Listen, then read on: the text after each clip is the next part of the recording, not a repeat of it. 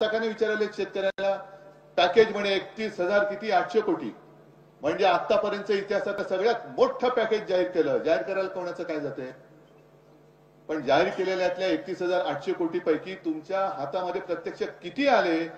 ज्या दिवशी ते सगळे येतील त्यावेळेला मुख्यमंत्र्यांपेक्षा आनंदी मी असेल.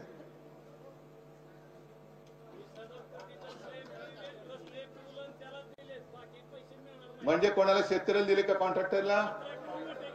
विकास याला म्हणतात विकास. शेतकऱ्याच्या उरावरनं मिळतो. आता शक्तीपीठाचा तो आहे तिथे तो प्रश्न, सुपीक जमिनी बिमिनी काही बघत नाही, त्याच्यावरनं रस्ता शेतकऱ्याच्या उरावरनं रस्ता नाही, शेतकरी मेला तरी चालेल पण माझा कॉन्ट्रॅक्टर मित्र जगला पाहिजे, याला मुख्यमंत्री म्हणतात विकास.